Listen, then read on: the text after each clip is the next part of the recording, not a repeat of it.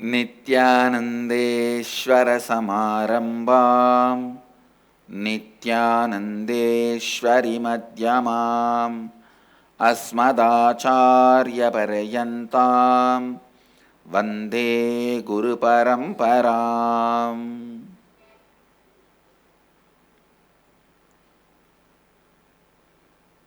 I welcome all of you with my love and respects.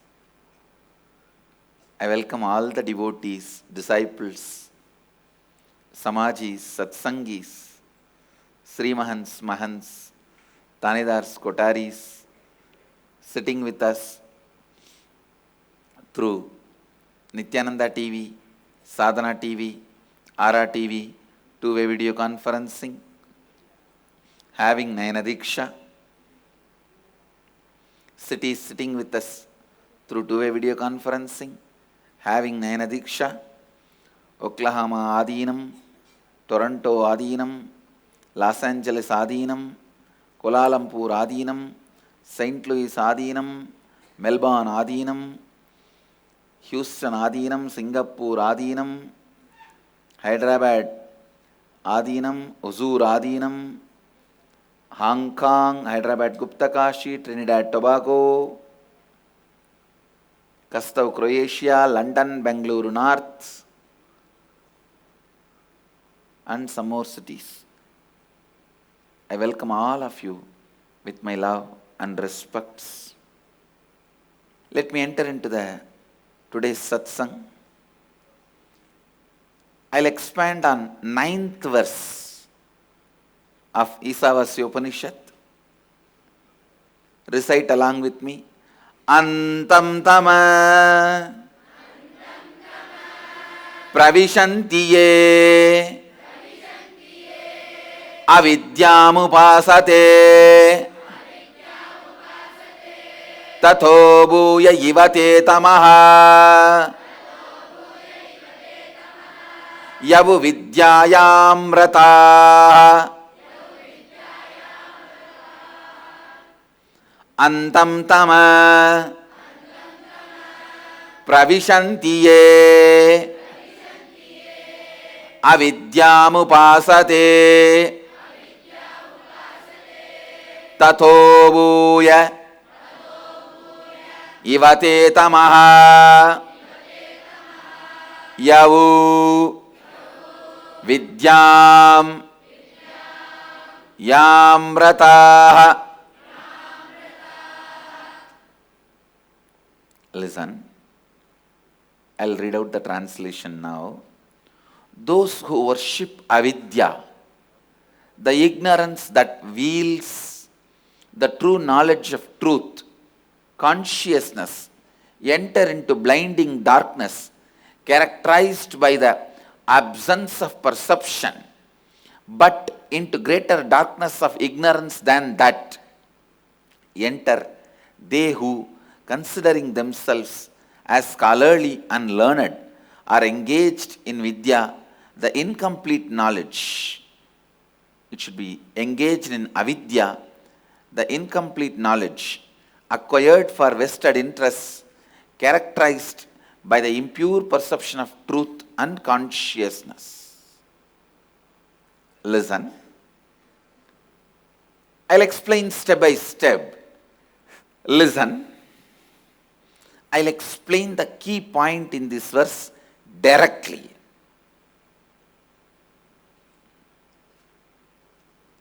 Now all of you have done Vakyartha Sadas for last so many days. What is consciousness? What is all-pervasiveness? What is without coming and going? What is muscleless, woundless? All this you would have done. At one point, you will feel stuck. It's natural. At that moment, if you decide, it's okay, but I'll continue to dig your living enlightenment, at that moment you think, whatever I learnt with that, let me make whatever I need in my life. Like material comforts or luxury, name and fame, it's enough. Who knows more than what I did? Leave it. Then that is avidya. Understand, listen. Only a person who practiced whatever I said can understand this explanation. But this is the most straight explanation. When you are exploring into consciousness, while you are making your brain subtler and subtler, when the subtler and subtler grooves in your brain is developing to catch consciousness, to reflect the pure consciousness as it is,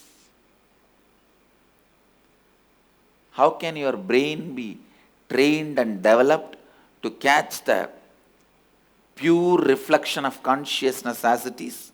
By internalizing, internalizing, meditating, thinking, contemplating, debating, having vakyartha sadas. What about what is consciousness? What is that all-pervasive, beyond going and coming? What is that? The space, nature, action and result. What is that? Which is center of all this. What is that? Which is muzzleless and boundaryless. What is that? Which is beyond all relationships and association. What is that? When you contemplate, contemplate, contemplate, and I tell you, no one needs to become a believer. The contemplation on consciousness itself will make you so sure you are that consciousness. I tell you. When I had the experience of third eye awakening and able to see everything around me, it did not take more than microsecond to know I am that. What a fool that I considered this as me. Please listen. By nature, the highest thing your brain can reflect, it associates itself with that. If you think sex is the highest experience, you associate yourself with that. If you think eating is the strongest experience, you associate yourself with that. If you think Krishna is the highest experience, you feel you are Krishna. If you think Mahadeva is the highest experience, you will feel you are Mahadeva. If you think consciousness is the highest experience, you will feel you are consciousness. The subtlest grooves in your brain develops to reflect the pure consciousness as it is when you contemplate on what is consciousness as guided by the Upanishads. Upanishads are guiding you. Consciousness as no space. It is beyond the space. There is no coming and going. It is the center of space, nature, action, responsibility, result. But it is not bound by any of that. It is center of all that. I am sitting in this chair, but I am not bound to this chair. That is why this chair belongs to me. So anything you are center, but you are not bound by it, is under you, it belongs to you, and you become the center. You are the power of that. Understand, consciousness is the center of action, result, knowledge, responsibility, space, nature, everything. But it is not bound by any of that. When you are contemplating all this, you can see many of the qualities of consciousness is already permeating your life in a smaller scale. In a smaller scale. You can never be without consciousness. In a smaller scale, all that will be permeating your life. But when you contemplate deeper and deeper, it will start permeating in the higher and higher scales. More and more pure consciousness will start reflecting in your brain, in your system.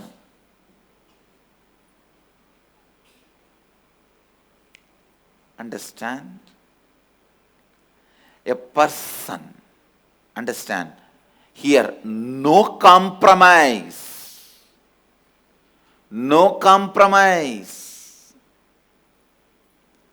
Nothing can come in between you and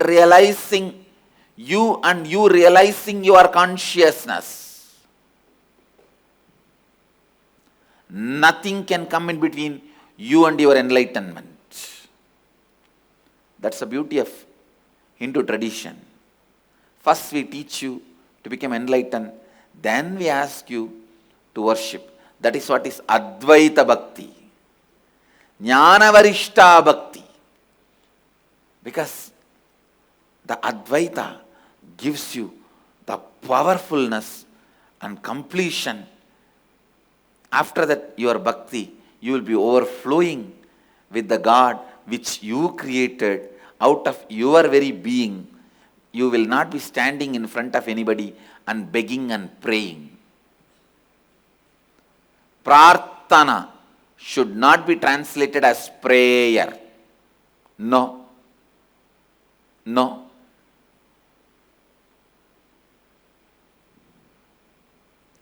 Prarthana should not be translated as prayer. The concept we have in Agamas, the reason for worshipping, reason for doing rituals is straight from the space of Shivoham. Actually, the whole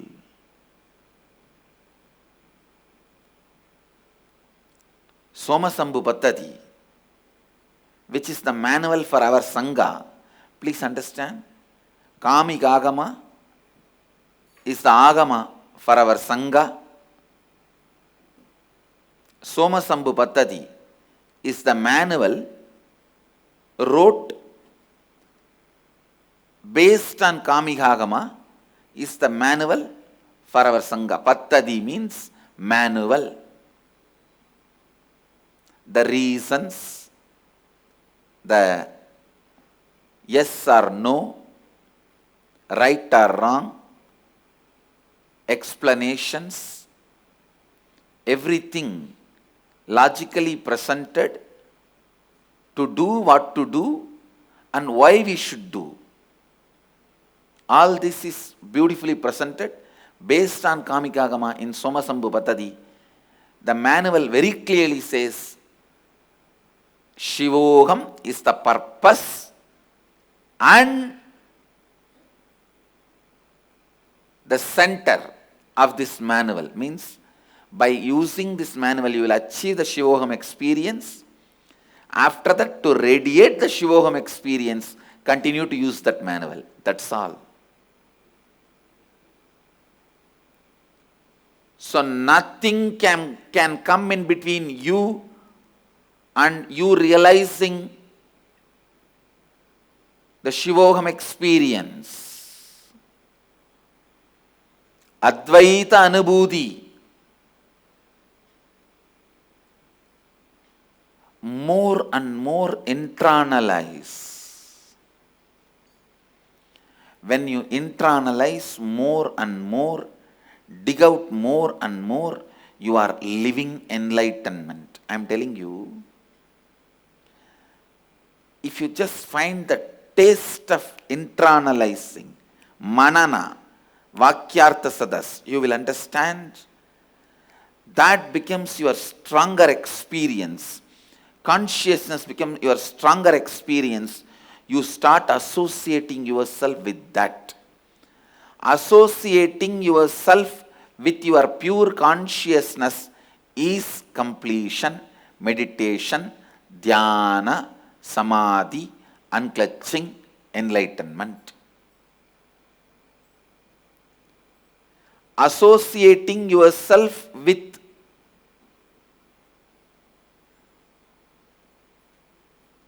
consciousness, the pure consciousness, as Upanishads describe, which is verily possible, which is not somewhere far away. No. Even if you are a liar, you can achieve consciousness. Understand?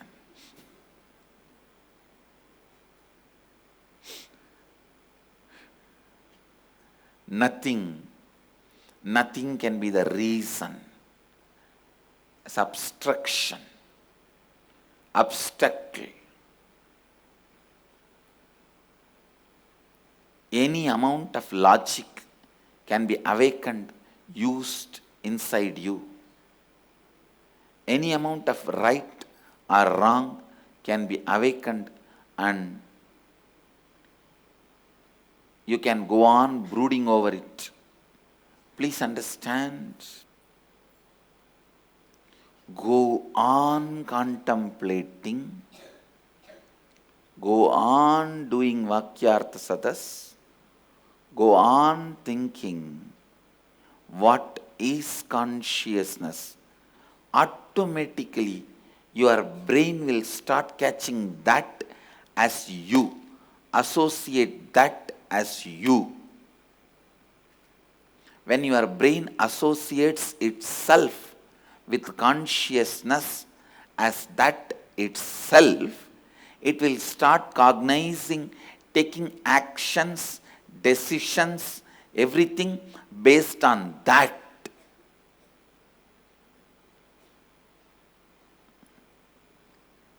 Literally, your whole brain will lit up. Your whole heart will lit up.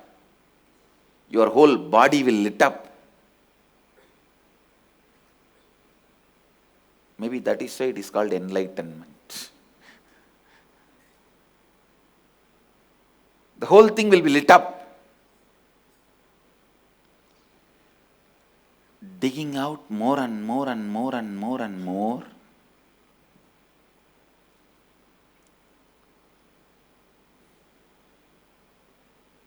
Exploring more and more and more makes you live enlightenment. For any reason, you are stuck and does not want to move further out of your tiredness, boredom, laziness, or thinking, okay, with this I'll manage my neighbors. After all, I need to just be little more than my neighbors. That's all my life's purpose. Two liars saw a bear in the forest. One fellow started running. The other liar shouted, What do you think? By running you will be able to escape from the bear? He said, no, I just have to outrun you, that's all. Because the bear is going to be busy with you. I just have to run faster than you, that's all. But life is not like that, understand? If you are just able to excel a little more than the people around you, life doesn't end there. The tiredness and boredom which will come to you, when you excelled a little more than the people around you, if you are stuck there, that is what Upanishad describes here. Antantama pravishantiye avidyamupasate tato bhuya ivate tamaha yavu vidyayam rataha. Over.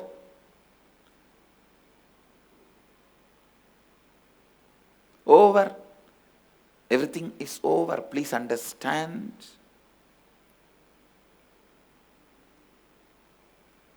The tiredness and boredom is hellfire.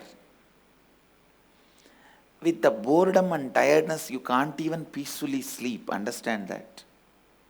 You may be lying on the bed, but you will be rolling over. If you lie down on the bed after real, sincerely exhausting whatever you want to do and fall into the bed, you will be so powerful and fall asleep.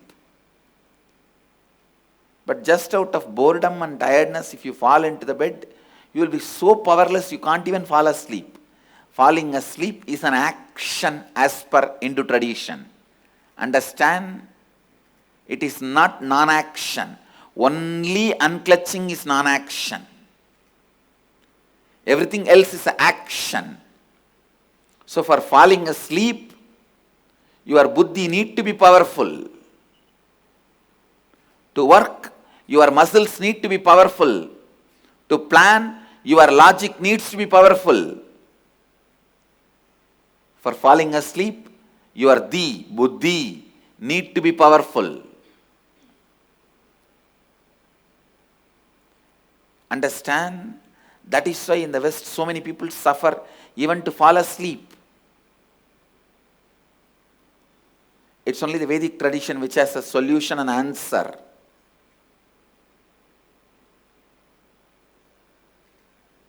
I am telling you, let anybody teach any religion.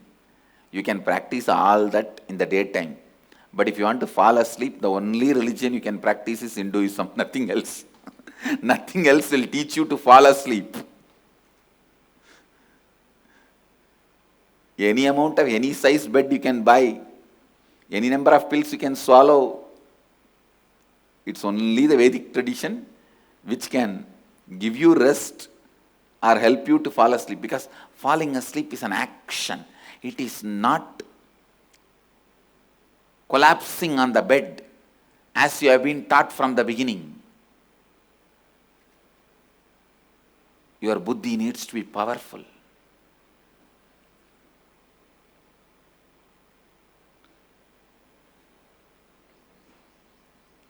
Your buddhi will be powerful whole day if you keep your body and intellect powerful.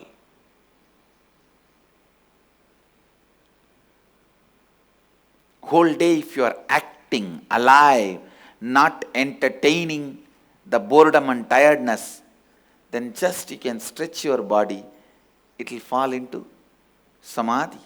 It will fall into the state of yoga nidra.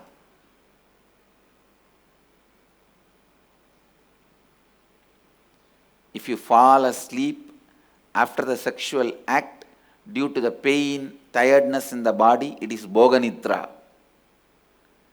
If you fall asleep after rolling in the bed for quite a long time because of that boredom and tiredness, it is roga nidra. If you fall asleep just out of the pure powerfulness of buddhi, it is yoga nidra. Understand?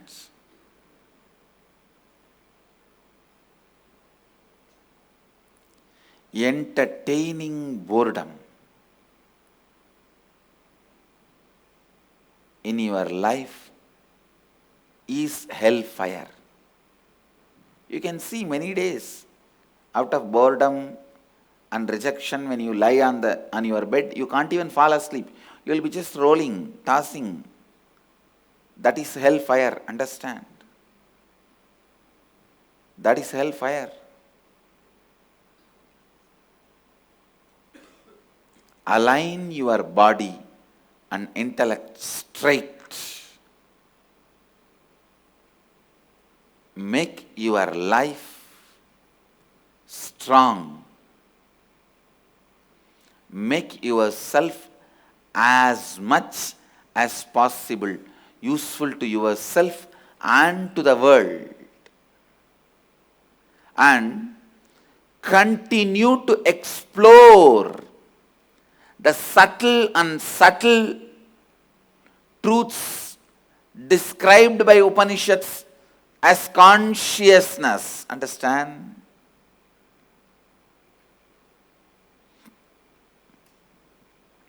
Subtle and subtle truths described by Upanishads as consciousness. Actually meditating on those concepts grows extra intra-organ in your system, what I call third eye or Buddhi. You are not born with it, you have to grow it. The vegetarian food and continuous contemplation, everything used in the Shaivite lifestyle directly connects to awakening and building of Buddhi. Man whose Buddhi is awakened will never entertain boredom in the life. One of the biggest problems, the future, humanity is going to face is boredom, because no more you can make people feel excited about life with the basic needs like a food, shelter, clothes. It is available now for everyone. But humanity doesn't know how to lead ourselves to the next level. Political leaders, social leaders, religious leaders, all of them are stuck. Because you can't make people excited, keep people excited anymore. Just with this food, clothes, shelter. It's all over. I'm telling you. That is why so much of depression and boredom is settling in. All psychiatric disorder. You can give any number of names. That phobia, this phobia, that fear, this fear, depression.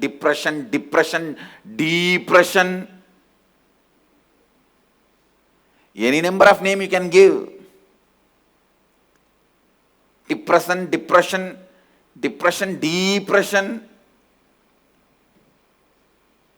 suppression, whatever name you want, you can go on. This disorder, bipolar, tripolar, four-polar, six-polar, whatever name you want to give, you can do everything. But all mental disorders boils down to one word: boredom. That's all.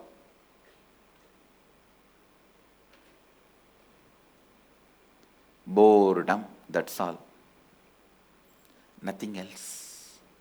Just boredom. I tell you, my Diksha Guru,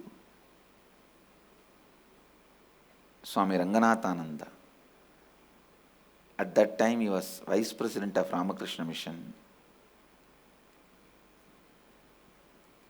I wanted to tell this story. Later on he became president, and now he's left the body. He has attained Mahasamadhi.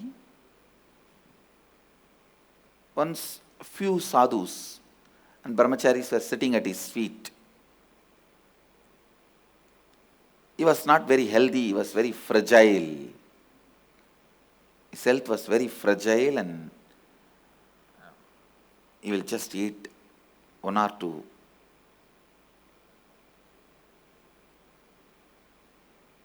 teaspoon. That's all, teaspoon. Kind of a kanji made out of rice and few fruits. His diet was very less. We were all sitting around him.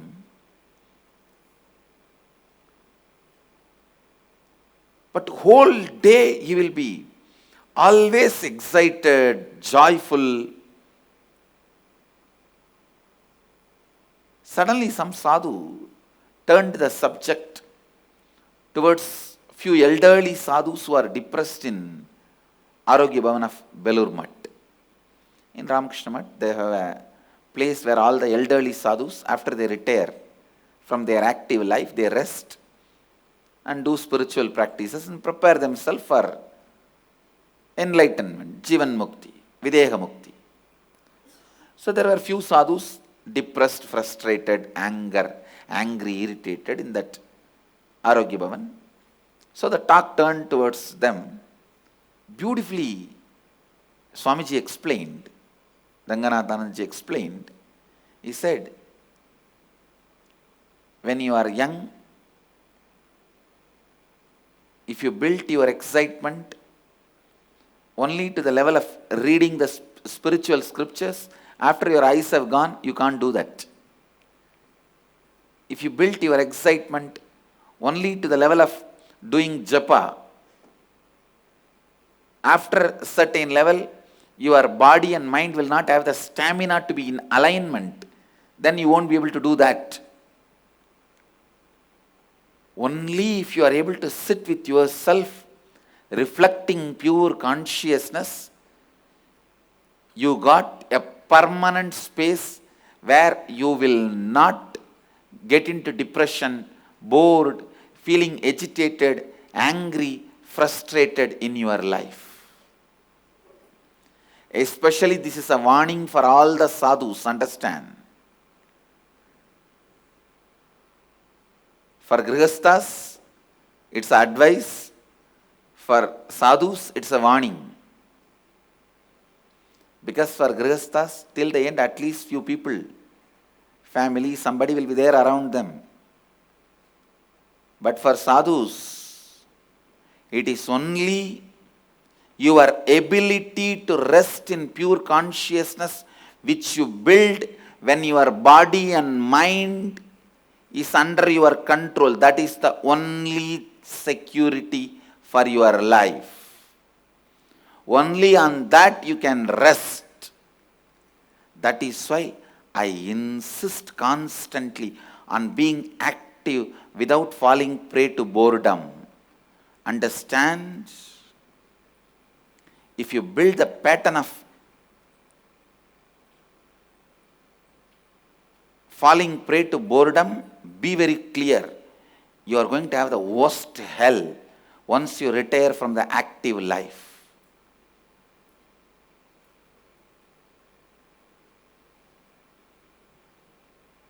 After retiring from the active life, life will be hell.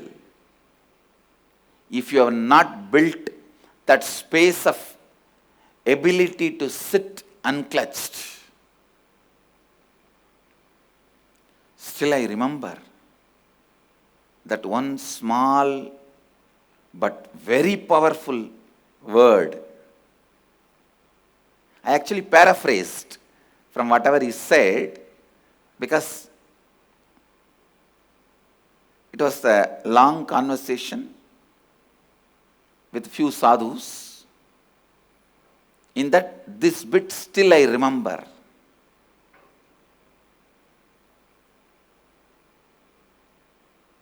Living your whole life as a sadhu and then end depressed, frustrated, angry, irritated, agitated, that is the worst thing. That's a solid proof you wasted your life. You are stupid. So become active now.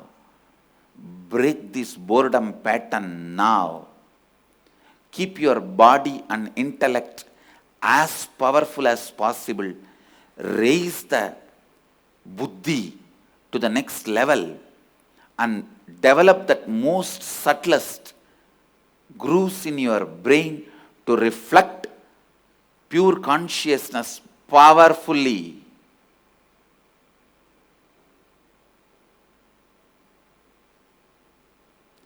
That is the only safe haven for you. I have seen hundreds and hundreds of stupid intellectuals, pandits, stuck in few words here and there they read, few techniques here and there they tried,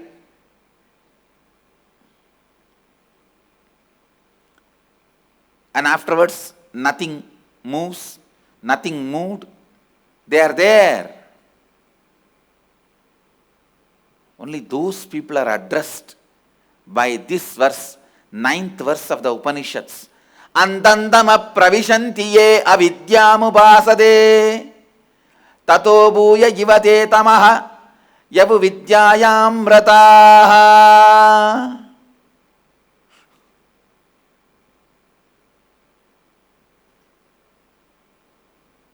Understand.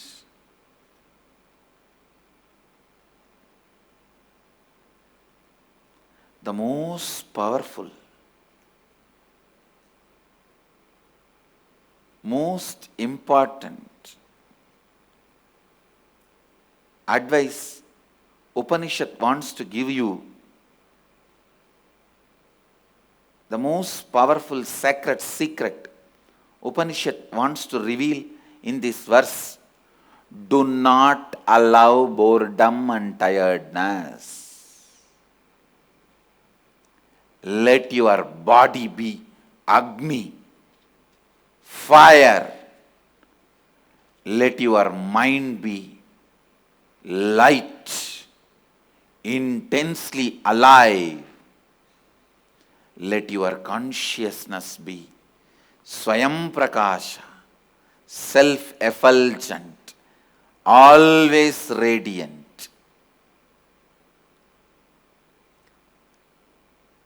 What you eat, what you do, what you speak, what you think, what you practice, everything be aligned to this one. How to reflect highest concept of consciousness in your brain.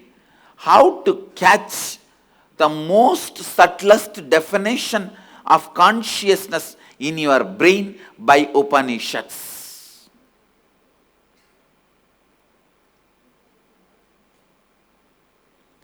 Actually, in the Shivoham process, that's all I do. Just connecting with your brain and making it grow subtler and subtler and subtler. The subtle grooves start developing. So you simply start reflecting.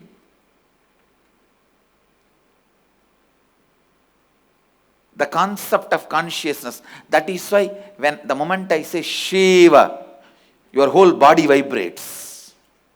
It means your brain is catching.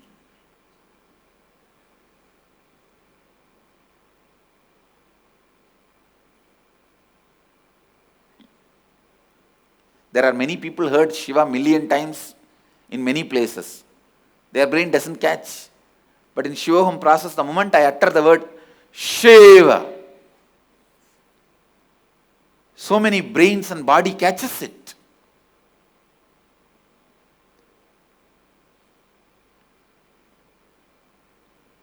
So the moment you catch that experience, you associate automatically yourself with it. Seeing God, experiencing God as you is not two action. It is one actually. Seeing is experiencing. The moment you see, seer and the seen and seeing will become one, then seer, seen, seer, seer, seen, seeing, all these three merges into one, then you are called seer. Rishi. Boredom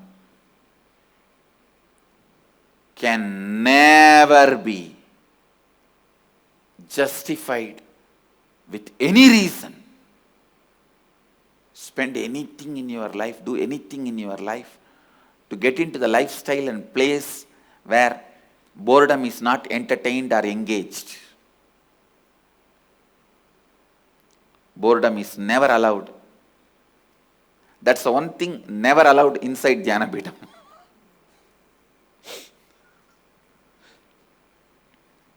Shivoham process is nothing but awakening those most subtle grooves in your system. Drinking Ganga, taking bath in Ganga, and going through that Shivoham process is the ultimate. In Varanasi, any water available for drinking, taking bath, everything, it's only Ganga water. Even if you do it in the hotel, it's only Ganga water. No other water. So whole 200 kilometers of Varanasi, it's only Ganga water. Even all underground water is only Ganga water. It's an amazing possibility to awaken the most subtlest grooves in your brain, to experience the pure definition of consciousness. Whoever is planning to attend the Varanasi May IA, please start watching the satsang every day. That will prepare you so much to experience Varanasi and Vishwanatha.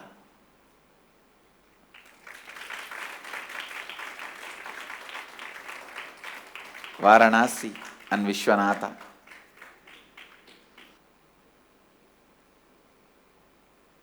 So see you all in Varanasi to experience Vishwanatha with Vishwanatha.